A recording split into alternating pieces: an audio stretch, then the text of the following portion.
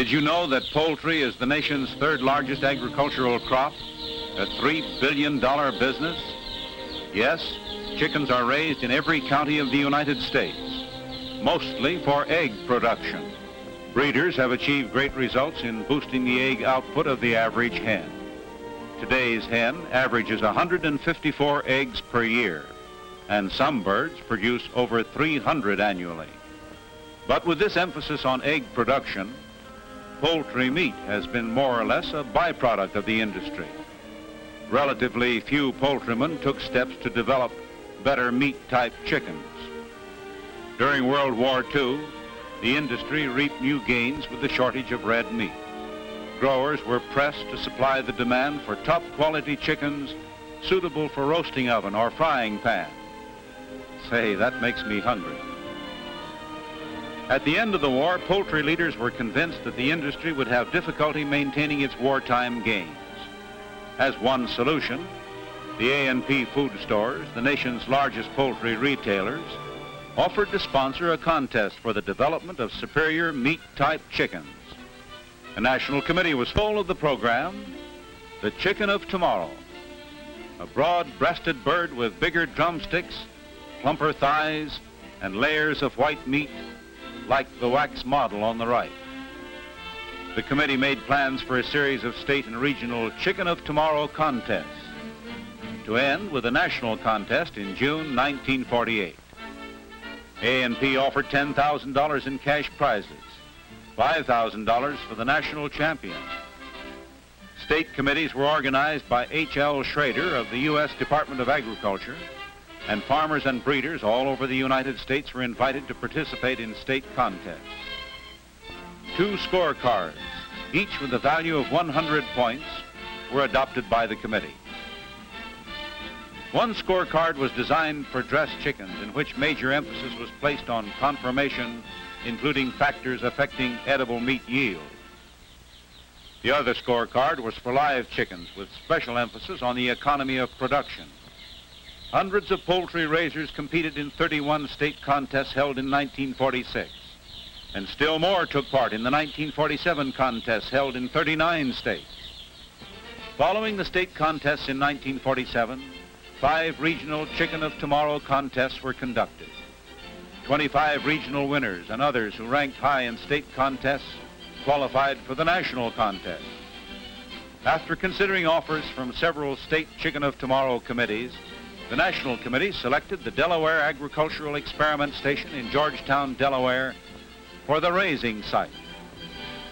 Late in February 1948, 40 finalists and 4 alternates each sent 720 hatching eggs to Bradley's Hatchery in Easton, Maryland, 40 miles from Georgetown. Unlike state and regional contests, all entries in the finals were hatched and raised under identical conditions and common supervision. The fragile cargo was shipped from 25 different states by practically every known means of transportation. Some West Coast breeders shipped by air, others by rail, and still others brought their eggs to Easton by private car. The Railway Express Agency made special arrangements to handle the contest eggs, and company agents gave each contestant specific routing instructions. Of the 31,680 eggs, only 61 were cracked in transit. On February 28, the eggs were trayed and readied for 21 days of incubation. They were given the regular commercial hatchery treatment, including fumigation and strict sanitation. The trays were labeled with a number replacing the breeder's name. In this way, the hatchery operators, those who later brooded and reared the chicks, the dressers, and even the judges, identified the various entries without knowing the names of the flock owners.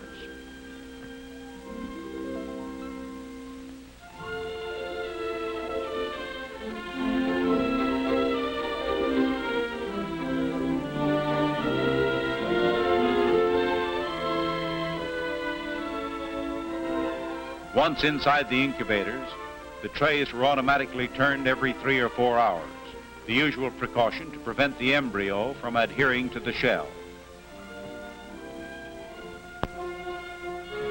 The temperature was thermostatically controlled and checked constantly throughout the incubation period by plant personnel.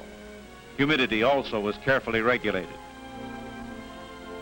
18 days later, the eggs were removed from the incubators and transferred to larger hatching trays.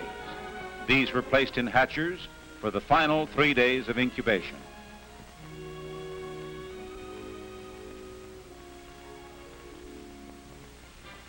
What goes on inside an egg during incubation? Well, after a week, the eye shows up clearly in the embryo as the first external organ to develop. Gestation is much further advanced at 10 days. The chick's outline is more pronounced as other organs begin to form. At 14 days, you can see the shape of the chick. The contents of the egg provide nourishment during the incubation period.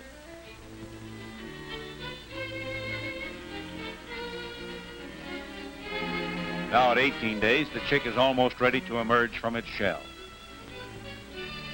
On the 21st day, its sharp beak pokes through to daylight as it seeks its freedom. It's not an easy task. The struggling chick must rest from time to time to muster strength and recover from its exhausting efforts.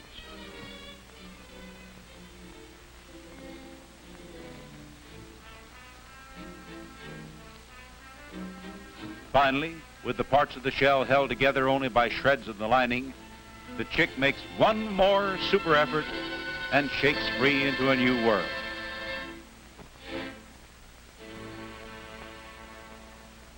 The chicks in the Chicken of Tomorrow contest hatched on March 21st. Of the 12 different breeds and crosses, New Hampshires and White Plymouth Rocks predominated. Each of the 2 breeds was represented by a dozen flocks. A minimum hatch of 400 strong, healthy chicks was required from each entry. Poultry leaders praised the hatching results. A New Hampshire flock entered by the Shenandoah Commercial Hatchery, Maurertown, Virginia, led all other entries with a hatch of over 87%. White Rock flocks averaged 74%, and one flock of dark Cornish hatched over 73%. Crossbreed flocks hatched 72%. Pretty chicks? Yes, sir. Alike as 2 peas in a pod. Wing banding looks like an enormous task, but government poultry specialists like H.L. Schrader and college poultry scientists like Dr. R. George Japp clapped the metal tags on the 16,000 birds in record time. Each chick received a band with its assigned flock number, and each bird carried the same number for identification purposes throughout the entire contest.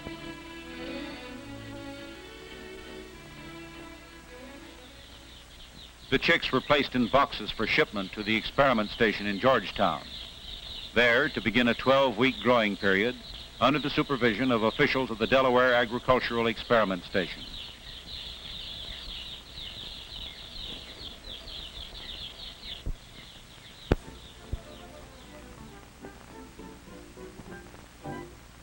At Georgetown, the flocks were assigned to special pens and were housed in 2 parallel buildings. 4 boxes, 100 birds in each, went into each of the 40 pens, measuring 15 by 20 feet. Peanut shells were used for litter, and in each pen, a coal-burning brooder stove provided the necessary warmth.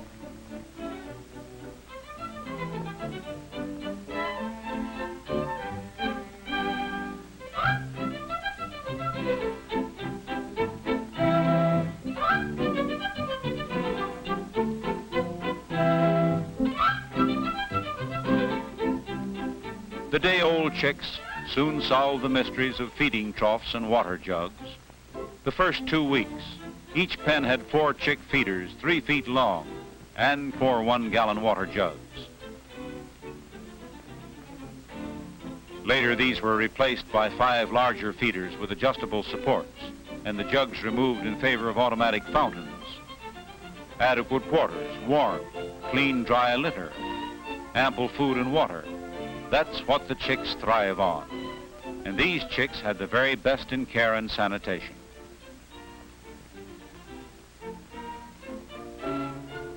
On warm days, the chicks need plenty of ventilation.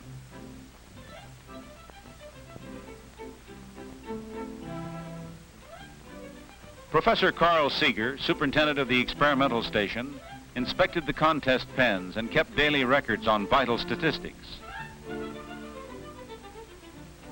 At 6 weeks, the flocks showed rapid growth. Cockerels sprouted combs and feathering was well advanced. The feed was a special mash formula prepared by the American Feed Manufacturers Association. It conformed to usual commercial standards containing a minimum of 20% protein, 3.5% fat, and a maximum of 7% fiber. No whole grain or pellets were used. Feed was kept before the birds at all times. It was weighed and records kept on each flock's consumption. This ranged from a high of 4,479 pounds in one pen to a low of 3,775 pounds. There was no lapse in the attention given to the birds, and at the close of the growing period of 12 weeks and 2 days, the chicks were ready for shipment to the processing plant. Mortality for the entire period was under 7%. Remarkable considering the epidemic of poultry diseases that swept through the 40 flocks. Newcastle coccidiosis, an infectious bronchitis, took the greatest toll. Professor Seeger estimated that Newcastle alone set the birds back 2 weeks. Shenandoah Commercial Hatchery, whose New Hampshires had the best hatchability record, also had the least mortality, losing only 1.5% of the flock.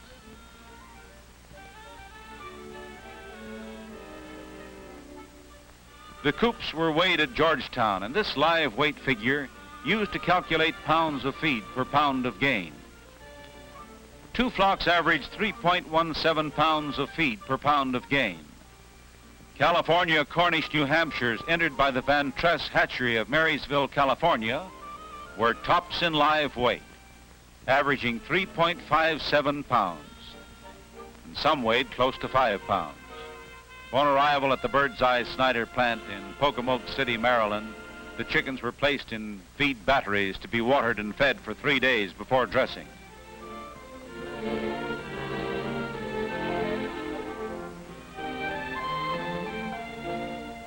The regular battery diet was given to the birds, and on Monday, June 21, each lot was dressed separately,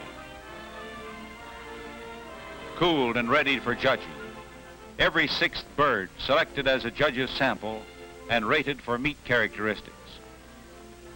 Uniformity of size, pin feathers, skin texture, conformation, and other factors affecting edible meat yield. 12 birds from each of the samples were packed for display purposes.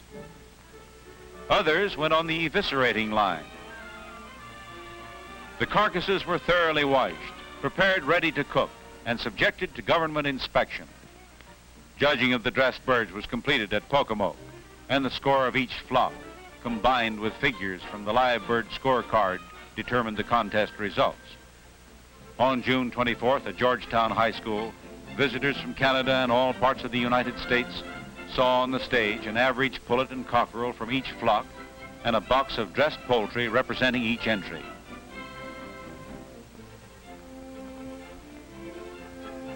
In the prize money, dressed white rocks representing Mrs. H.W. Linhart of Chillicothe, Missouri, had the best skin texture, the least dark meat, and the best covering of fat.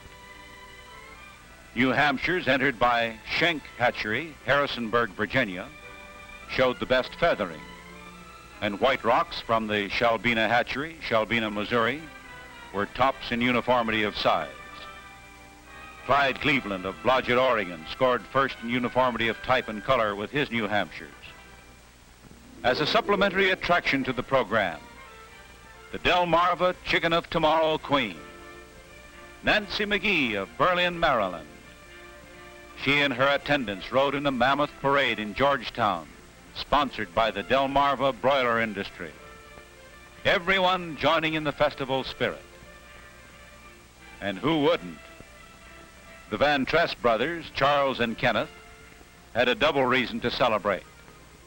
Their flock, which scored 159 and 87 1/100th points out of a possible 200, was first in both feed efficiency and live weight.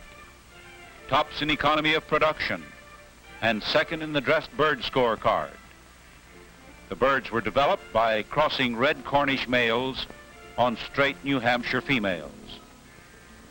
The Chicken of Tomorrow contest has turned the spotlight on meat production, and poultrymen cite the many benefits derived from the 3-year program. In the words of Dewey Termolen, chief of the poultry branch of the U.S. Department of Agriculture, the success of the contest proves conclusively that it is possible to breed chickens with superior meat-type characteristics. He predicted widespread production of superior meat-type chickens within the next few years. The National Committee was so enthused with the results that it requested the A&P to sponsor another 3-year program. The committee has drafted plans for state contests to be held in 1949 and 1950. A series of regional contests also in 1950, and another national contest in 1951. Today, a California Cornish New Hampshire leads the field. What will tomorrow's meat-type champion be? The 1951 Chicken of Tomorrow contest will provide the answer. Even today, housewives are enjoying improved meat-type chickens. They sure make wonderful eating. Yes, sir. Make mine chicken. Chicken of Tomorrow, that is.